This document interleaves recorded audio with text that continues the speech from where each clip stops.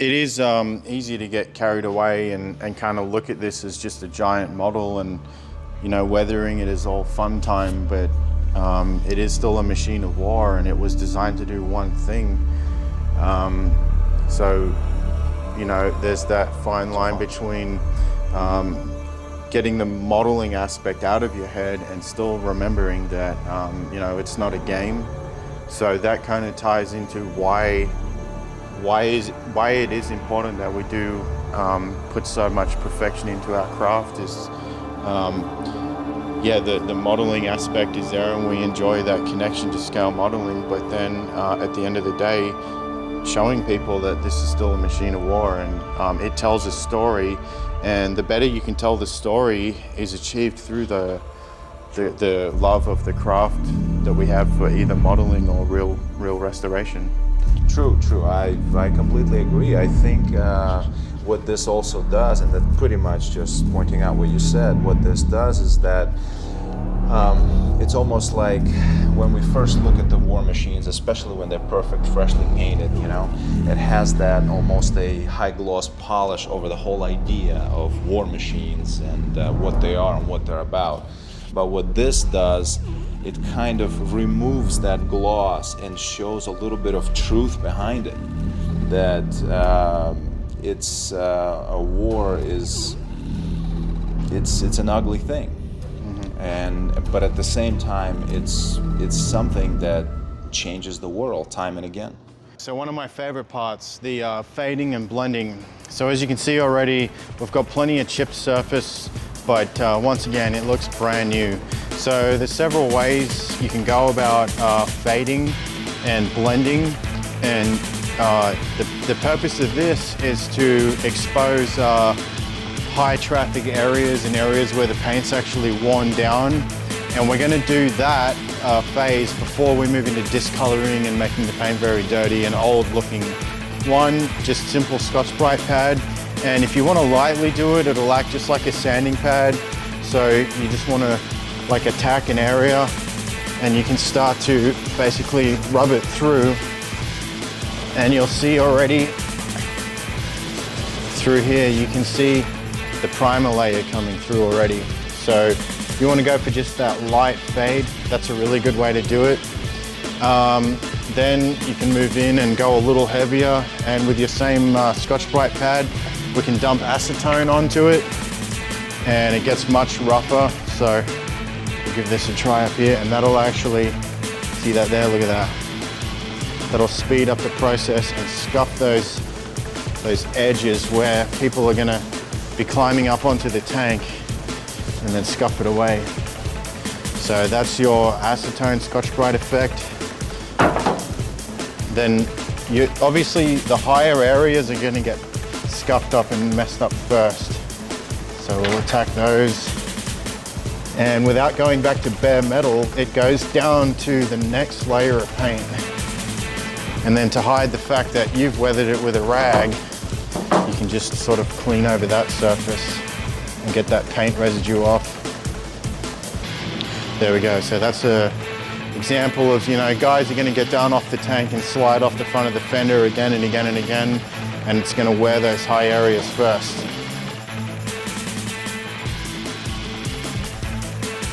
Remember that if you're going to do markings and you've done the chipping and fading effect on the rest of the tank, those markings also need to be worn away.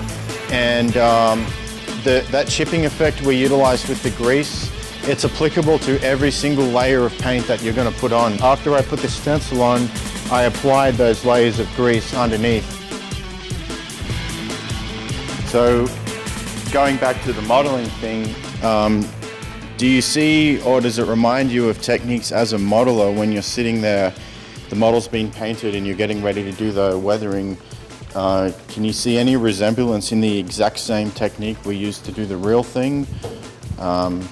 Yes, absolutely. Thoughts? Yes, Yeah. absolutely. Well, I mean, basically the wash, the technique of a wash, that's exactly what you do. You use it. And then the modern manufacturers of models, like mostly it's 35th scale and sometimes larger, they actually got so good that they even repeat all of that, like the casting of the turret, all these little details.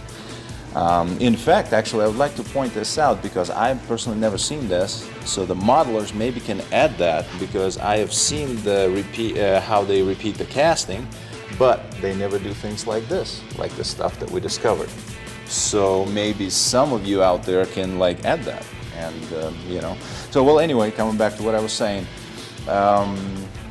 it's nearly identical, the process. It's just that everything is at the larger scale, and again, as Scott said, you have to be careful on, you can get carried away, and then you can lose the amount of work that you already put into it. You're gonna have to start all over, and that's where the tricky part is on weathering on either models, or even more so on one-to-one scale. So it is possible to over-weather it. Absolutely. So how would you advise on either a model or a real restoration project? How would you advise somebody on to avoid the over-weathering aspect? Obviously, you have to have your goals outlined for the project to begin with. I mean, for example, the tank that's been through 4 years of World War II is going to be heavily weathered compared to an Abrams in the early days of the Iraq invasion. The weathering scale is going to be quite different. The example here is represents a tank that might have been in Russian service at one time, Soviet service, moved on, sold on to a Middle Eastern country, and then from there either captured or stolen, and then moved through various different groups. The weathering is going to be intense, you know. Absolutely, no, that's very true. Yes, you have to do, well, before anything, you have to do your homework, you know, before you start. Same with the models, even more importantly with the one-to-one scale. You have to do your homework. You want to first make sure you know exactly what you want out of this, what the kind of look you're going for, you know, how many, and literally like what you just said, I think it's a good idea to almost like, okay, even if you're building a model, you know, like write it out. Imagine to yourself, if you want, what this thing has been through. Like imagine its history. How many hands it changed. It's been in this army, in that army, then it was captured and maybe knocked out and then repaired or something like this. Imagine all of it, maybe even write it down, and that's how you start to imagine of how many layers of paint is going to be. And then of course the key thing is not to rush it. It's a slow process. It's you basically return the paint onto it and then you slowly knock it down, as you were saying earlier.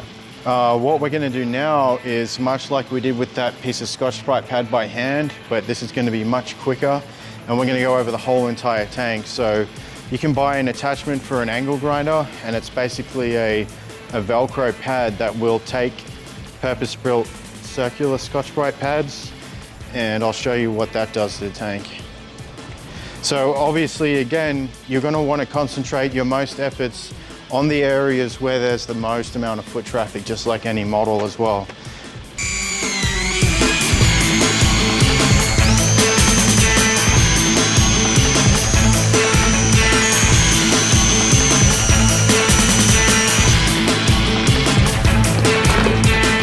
All right, so you can see it's worked really well. It's like polished the paint to where that's going to be the most likely, with everybody running their hands up over it and crawling on it.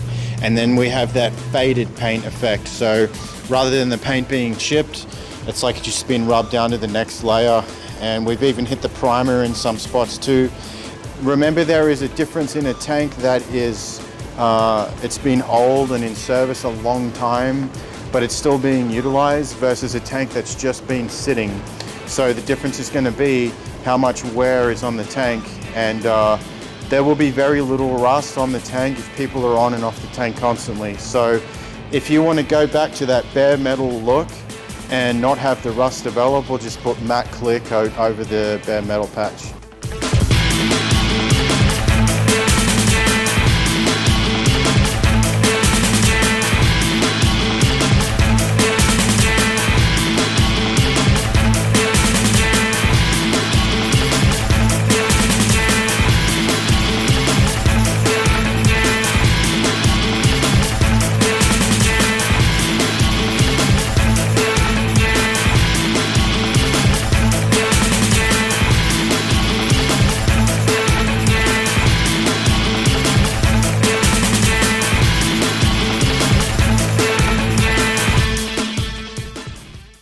I'd like to take a second to talk about what might be referred to as nose art. That's obviously more pertinent on aircraft and World War II aircraft, but it does exist on tanks too. And there's a lot of people out there who get right into nose art, and it's important because tanks in general, you have a lot of people who are very passionate about them, but there's that next level between a tank with the nuts and the bolts and the design, and the tank is a sweeping generalization. What the nose art does is it represents more of a personal relationship between the crew, and it brings a lot more of the humanity into it. And you see, once again on tanks, the nose art isn't quite as extensive, but we've tried to replicate that here, and we've chosen to name this tank Bastard because of all the various different countries and manufacturers that contributed to the various different upgrades. The definition of Bastard is more along the lines of not of its true origin. So yeah, looking at the nose art here, tell us what your opinion is on the nose art, and then how that can work with a model as well. Well, I just want to point out this is actually my favorite part of this, because when I walked up to it, I didn't even recognize what it said. I was just like, okay, it says something in Arabic, and the first thing I asked Scott, like, what does it mean? I love that. That's really cool. And the name of it, Bastard, you know, and then it was mentioned before. It's true, it's true. I mean, things like that, they do exist, absolutely. And I'm sure, especially modelers, many of you know this, you've researched, and sometimes you do more research than model building, you know, in order to build a good model. That's also true.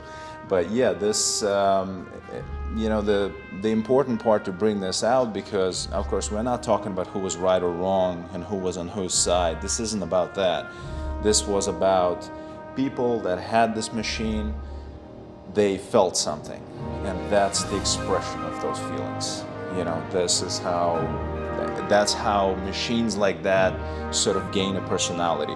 Good or bad, it's not about that. Some part of weathering is all smoke and mirrors and tricks. Other parts of weathering the tank is actually weathering the tank and causing spillage and dirt and damage in the same way that it would be done naturally. Remembering it is a tank, so I'm pretty sure it's not going to get hurt with a little bit of weathering naturally. So one trick I'm going to do here is, these are the fuel ports for the diesel fuel, and I have here some old sump oil, and obviously the crew filling up the diesel ports, they're going to spill diesel all over that area of the tank. So I've got a brush and some sump oil, and I'm literally going to do the same thing and just spill it all in there. Remember, old sump oil will have the color to it, the black color. Even just drip it on. And then I'm gonna get a rag, and no solvent, because you're actually gonna clean the oil off the tank. You just wanna wipe it down and kinda clean it up as best you can without actually washing it away at all. And just like on a model, when you run the wash over it, the oil spill wash, it's just gonna seep into those points. And this oil around the edge is naturally gonna evaporate, but it's gonna catch dirt in all those cracks, and you already have a weathering effect right there. Okay, so moving into some natural weathering. Naturally, the crew is gonna be constantly running tow ropes, chain, equipment up and down the tank and passing to each other. And naturally the chain or cable or whatever is gonna drag over the tank, and on those high spots it's going to create that damage. So we're going to do a little bit of that naturally right now.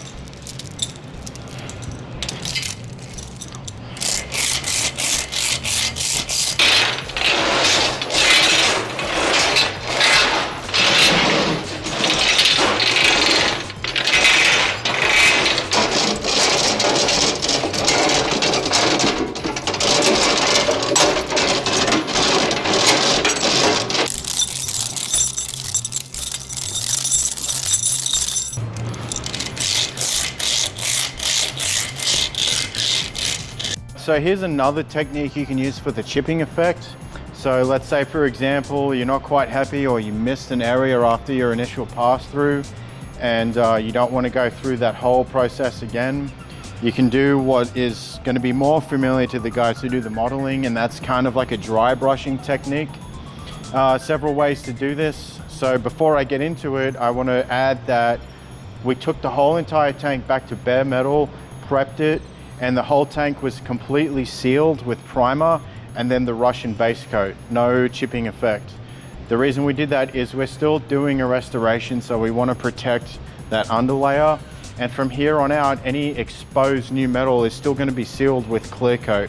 So it is going to be a full restoration where the tank may look in disrepair, but it is going to be in pretty quality condition for the next buyer or the next person to utilize.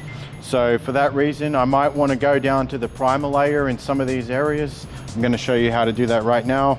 So the first technique is the dry brushing technique. You want to get paint on the brush and get most of the paint off, and then even brush it away on a piece of cardboard or a piece of paper until it really starts to fade off the brush, probably around there, and then come down onto the job and just nick it. And that will create the effect that we've gone through to down into the primer on some of these areas. And of course, once that's dried, we'll go over it with the Scotch-Brite pad and bring it down again. But we've also created the same effect with wear on this area. So that is the original primer layer. Another technique is utilize a torn piece of Scotch-Brite pad and just dip that into the paint and kind of nick your surface, and then just kind of spread him out a little bit. Now this looks like at the moment it's a lot of paint, but once this dries and I go over this with the pad, that's going to fade through and look like a simple scratch.